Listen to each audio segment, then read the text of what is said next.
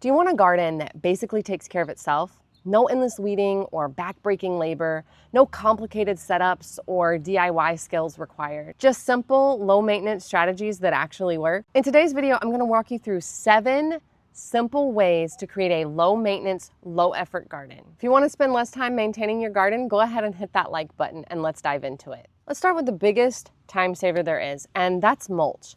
A 2 to 3 inch layer of mulch is going to save you so much time when it comes to weeding, when it comes to watering, and it's also going to protect your soil and the health of your plants over the garden season. You don't need anything fancy when it comes to mulch. You can use what you already have. You can use shredded up leaves, you can use grass clippings, or you can use my personal favorite, which is a pine shaving mulch that you get from your local tractor supply store, and it's relatively cheap. Some things to keep in mind when it comes to mulch is you want a mulch that's going to break down over time, adding organic matter to your soil. You want to avoid piling it up directly at the base of the stems of very young plants. It's okay as the plants get established and they're a little bit older, but those young plants that are just transplanted or at the beginning of their life cycle, you want to make sure you keep those away from the base of those stems. Because of the moisture retention properties of mulch and the suppression of weeds, this one step alone can take a high maintenance garden and turn it into a set it and forget it space. Tip number 2 is going to be water less often. And as crazy as that sounds, what I mean by this is we want to water deeply when we do water. And by doing this very deep watering, we actually want to water less often. And this encourages our roots to go deeper into the soil. And as these roots go deeper, our plants are much healthier and more drought tolerant. To do this method properly, what we want to do is really soak the soil right at the base of the plant, right around that root system. And how often you're going to do this is going to depend on your soil. A lot of people will say, do I do this once a week or twice a week? And the answer to that really is you do it when your soil needs it. So you're going to check your soil using a fingertip method or some other method. I've talked about these in other videos, but you're going to check your soil. If it's dry, cracked, and crumbly, it needs water. If there's any moisture in the soil at the second or third knuckle down, your soil is doing just fine and doesn't need water. And again, if you couple this deep watering method with adding a deep layer of mulch, you may not even have to water very often at all. Most of the time, I actually don't have to water my garden at all, as long as there's a decent rain in the forecast at least once a week.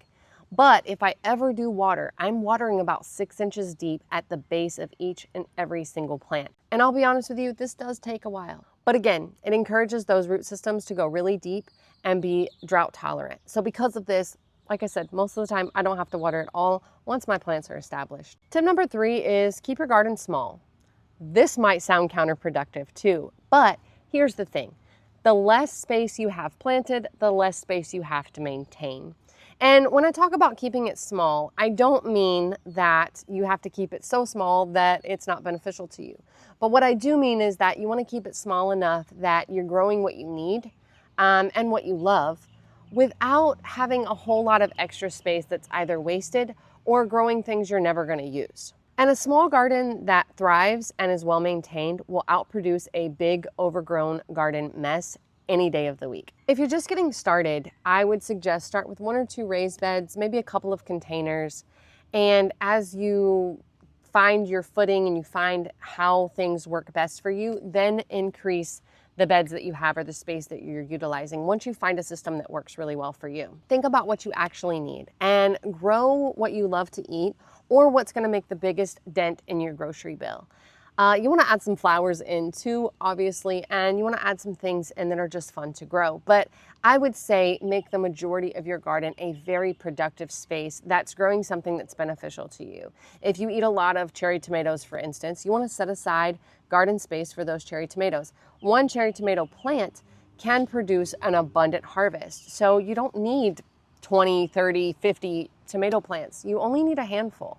And by doing it this way, what you're doing is you're reducing your grocery budget and you're being really practical with your garden space so that you don't have to use as much space. And skip growing anything you don't like to eat because, to be honest with you, it's just not worth it. There's no point in buying a whole bunch of seeds and using up a whole lot of garden space for things you're never going to use. Just skip those altogether. Grow what makes sense for you. Tip number 4 is choose easy plants. A low maintenance garden starts with low maintenance plants. Think about things like herbs or cherry tomatoes, zucchinis or basil, leafy greens, all of these are going to be really easy to maintain and they're going to be incredibly productive. So with these varieties, you don't need a lot of plants to get a lot of harvest. Stick with compact or bush varieties and look for words like disease resistant, drought tolerant, or even low maintenance on the seed packets. Think about growing things that aren't going to need a lot of input from you. Cherry tomatoes or zucchinis are going to be some of the best examples I can think of. Cherry tomatoes produce an abundant harvest. Like I said, you only need a handful of plants to feed a family. Zucchinis, same thing. 2 or 3 zucchini plants is going to feed a whole lot of people because these things are highly productive. Tip number 5 is work with nature, not against it. Pay attention to the natural patterns of your yard. Where does the sun hit? Where does water collect? What areas dry out faster than other areas? And plan your plantings accordingly. So put your sun-loving tomatoes in a spot that gets a lot of sun. Put your leafy greens in a space that's a little bit more shady because they can handle the shade and actually prefer the cooler temperatures. Place your herbs that like drier conditions in areas that dry out a little bit faster.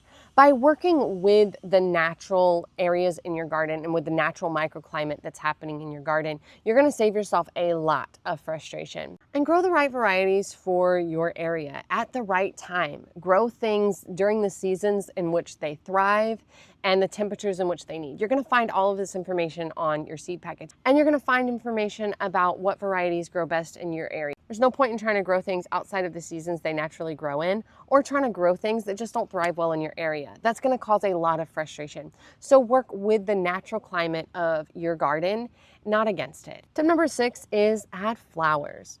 While flowers are beautiful and they bring us a lot of joy in the garden, and they definitely improve our mood and our desire to be in the garden, they're also really good for the pollinators. And if you've ever grown squash or cucumbers or even melons, you know that you need pollinators to pollinate those flowers. If not, you'll find yourself doing a lot of work of hand pollinating. I've experienced this quite a lot in my own garden. So plant some flowers that are going to attract bees and other pollinators. Things like marigolds, calendula, zinnias, cosmos even, those are going to go a long way. Some flowers like marigolds planted near your tomatoes also have pest repellent properties that are going to be really helpful. There are some flowers we can use as a trap crop that will bring pests to themselves and keep those pests off of your vegetables and things that you're growing. So keep those things in mind, but really flowers are going to go a long way in creating a low maintenance and beautiful garden. And tip number 7, our final tip, is going to be proactive when it comes to pests and disease. If you really want a truly low maintenance garden, the key to that is going to be staying ahead of pests and disease. Look for varieties that are pest and disease resistant and plant those in your garden. Remove dead leaves and dying or decaying plant matter regularly so you're not giving pests a place to hide. And plant each crop for the right time in your region. Don't try to grow things outside of their season, as this is just going to create an environment that pests love to be in and a lot more pest issues than you would have if you just planted things when they naturally grow. Keep your plants healthy with, compost, organic fertilizer. Make sure that soil is healthy, your plants are healthy. The healthier your plants are, the less susceptible they're going to be to pest and disease in the first place. Don't wait for a problem to start. Consider using organic pest control methods right from the start of the season. Having a schedule for spraying things like neem oil or BT is going to go a long way in deterring pests from getting in your garden in the first place. And neem oil actually helps defend against and prevent against certain diseases that are very common to many of your plants, too numerous to get into. These things can be harmful to beneficial insects though, so keep that in mind. If you are gonna put your plants on a spraying schedule for something like neem oil or BT or even insecticidal soap, I suggest doing it at nighttime or toward the evening when your beneficial insects are not as active. Let's wrap up by answering a couple common questions. The first question is, can I create a low maintenance garden using containers? And the answer to this is absolutely yes. Containers can be really awesome because 1, they're less susceptible to pests because you can move them around. You can also move them around into sunnier or shadier locations depending on what your plants need. And the way that you make them really low maintenance is by reducing watering. Containers are notorious for drying out really quickly, especially in the heat of the summer. So the way that we can utilize these in a smart way and make them low maintenance is create bigger containers. Now, this is going to require a little bit more soil, but that's okay. That's the trade-off. But use bigger containers, add a thick layer of mulch around whatever you're growing in those containers. And again, when you water them very deeply. And keep them in a location that gets enough sun for whatever you're growing in them, but not so much sun that they dry out too quickly. Question number 2 is, what is the best mulch for a low maintenance garden? And my answer to that, I'll be honest, might be a little bit biased. But for me, the best mulch I have found for a low maintenance garden really is pine shavings. And the reason why is these take a while to break down. They do break down and add a lot of nutrients to the soil, but they take quite a while to break down. And as I layer them up, they actually can act as almost like a sponge that absorbs the water as I water and releases it slowly back into the soil. And because of this, I have found that using pine shavings, I water less often than any other mulch that I've tried. Question number 3 is, do I need raised beds to create a low maintenance garden? And the answer to that is no, not at all. You can use these same principles and these same techniques with an in-ground garden. The thing about in-ground gardening though, you just want to keep in mind that you might need a little bit more amendments to start with. You might want to use a little bit thicker layer of mulch around your plants to suppress weeds, and also make sure you're mulching your pathways to suppress weeds as well. You don't have to spend all summer working in your garden. With some smart plant choices, mulch, and deep watering, and the other tips that we talked about here, you can create a garden that you spend your time enjoying rather than working in, and still produce an abundant harvest. If this video helped you, hit that like button and share it with a friend. Leave me some comments down below. Let me know what tips you're using in your garden to make it a low maintenance garden. And don't forget to check out the link in the description for my free planting guide. I'm also going to leave some of my favorite gardening products linked in the description box below. These are affiliate links, which means I may earn a small commission if you purchase through them at no additional cost to you. But it goes a long way in supporting the channel. I thank you guys so much for watching. I'm going to leave some videos on your screen until the next ones come out. May your garden be full of grace. May you be abundantly blessed. We'll see you next time. Bye.